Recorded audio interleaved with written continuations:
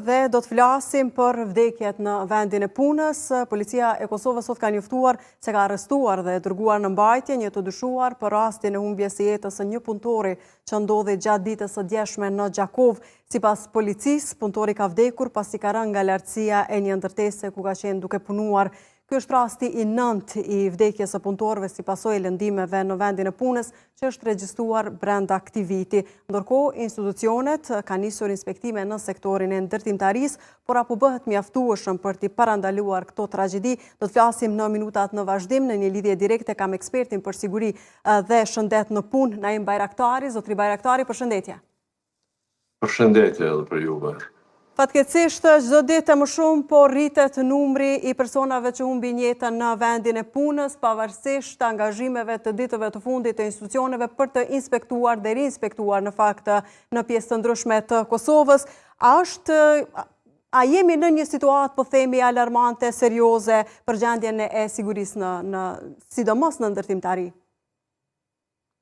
Shumë alarmante, sidomos që thonë ju ndërtimtari, në gjitha vërimtarit jemi alarmante gjendja e sigurisë dhe shëndetit në punë është, po konkretisht kjo çka po ndodh tani këto ditë, kjo sikur që të jetë diçka qëllimshme, brenda këtyre 10 ditëve humbëm 3 punëtorë në vendet e tyre të punës, apo 9 punëtorë për këta 3 muaj, është shumë e madhe dhe humbje e madhe. Edhe pse është alarmante, po pikërisht që në këto ditë inspektorët morën një vendim që disa herë ty thënë se është shumë i qelluar ky vendim, po përkundër këtij vendimi, mu këto ditë, mu këto vizita kaq shpeshta, janë këtu ndodh. Kjo do të thotë, kjo tregon që siguria dhe shëndeti në punë nuk rregullohet për një javë ditë, as për një aksion, dhe jo me 60 inspektor, por edhe 200 që sim 3 nuk do ta rregullojmë.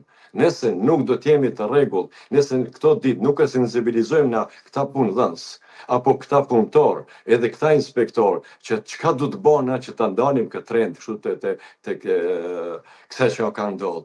Kjo që ka ndodhur, dje shumë e rëndë. Ngushtime së pari për familjen që ka ndodhur, humbje e madhe për gjithë neve, sepse është një imazh i keq të thënë në gjithë si shtet çka po na ndodh neve kjo. Edhe në këtë rast do ta them se pse kryesisht ka ndodhur kjo, ky rast i djeshtit që ka qenë. Ky është komplet nga organizimi i punës, nga mos organizimi në fakt i punës. Në punë edhe vetë inxhinierat, gjatë shkollimit të tyre mësojnë një lëndë të tyre që është organizimi i punës. Kur kryhet një punë, nuk duhet kryhet krahas asaj punën e të njëjtin vend punën tjetër. Nëse betonojmë në lartësi, nuk mund të punojmë në ulësi diku poshtë në ata. Ose ky rast tani që ka ndodhur, që po ndodh në fakt që ka ndodhur dje, që nga pajisja e Vinçit ta dëmton pajisin tjetër. Në fakt ka shkaktuar fatalitet. Kjo do të thotë ka mungu planifikimi i zhvillimit të punimit brenda vetë punishteve. Dhe a mund të themi se po dështon ligji apo zbatueshmëria e tij, zotri Bajraktari? Të dyjat ligji nuk mund të themi asnjëherë që nuk dështon ligji. Ligjet nuk dështojnë, dështojmë ne në zbatimin e ligjit. Dështojmë ne që nuk rregullojmë ligjin, se ligjin e kemi bënë për veten tonë. Kush duhet të mbahet më shumë përgjegjës për këtë situatë? Po themi institucionet apo kompanitë ndërtuese që nuk respektojnë ndoshta edhe kushtet minimale për një punëtor që punon në sektorin e ndërtimtarisë? Këtu janë 3 faktorë. Është inspektimi, është punëdhënësi edhe punëtori. Hierarkia, nëse nuk funksionon të së bashku të trijat, si është kjo? Nëse nuk ligji është i saktuar, nëse nuk e kontrollon punëdhënësi, nuk e kontrollon inspeksioni apo shteti në këtë rast, dështon punëdhënësi. Nuk do t'jap plotësi kushtet punëtorit dhe në këtë rast punëtori mund dështoj nga mosmarrja e masave të punëdhënësit. Por nëse punëdhënësi ka marrë masat, pra ne do të kemi një fatkeqësi nga moskujdesi i punëtorit, po kjo është shumë rrallë po na ndodh. Dhe a kemi zotri Bajraktari të bëjmë ndoshta këtu edhe me një frikë të punëtorit për të kundërshtuar punën edhe atëherë kur nuk ofrohen kushtet e nevojshme? Frika është e pashmangshme të punëtorit gjithherë, sepse punëtorët nuk janë vetëdijshëm që ligji ka mundsuar që lirisht ata kur e shohin punën e rrezikshme mund të refuzojnë punën pa kurrë sanksione nga punëdhënësi. Në të kundërtën, punëdhënësi do të paditët apo do të akuzohet nga vetë punëtori. Po punëtori është i painformuar me këto të drejtat e veta. Frika ekziston te punëtorët të shkretit mund të them mirisht që ata nuk e njohin punën edhe nuk e njohin të drejtat e veta. Po në fakt nuk i njohin rreziqet, se po të njohin rreziqet ai do ndalet. Prandaj duhet të jenë një person i caktuar brenda kompanisë që të menaxhoj dhe të ndaloj, të vlerësoj rreziqet, të kujdeset për punëtorët. Kjo që po na ndodhin çdo ditë më shumë, nuk di si do ta ndalim ndryshe nëse nuk do të marrim masa ma rigoroze. Po, dhe pikërisht këtu, a janë dënimet aktuale të mjaftueshme, po themi, për kompanitë? Shiko, dënimet. Ligji ka parapara dënimet. Tash na jemi dëshmitar se çfarë dënimi janë të marr.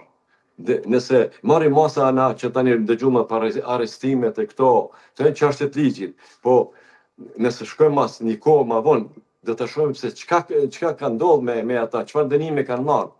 Ne dënimet nuk i shohim pastaj çfarë janë, se dënimet janë mjaft të rënda, nëse zbatohen. Po pyetja sa po zbatohen. Ne këtu jemi të dyshuar se sa po zbatohen. Një aksion do të ishte mirë ta bën se çka ka ndodhur me veprat deri tani që kanë ndodhur më një viti me fjala.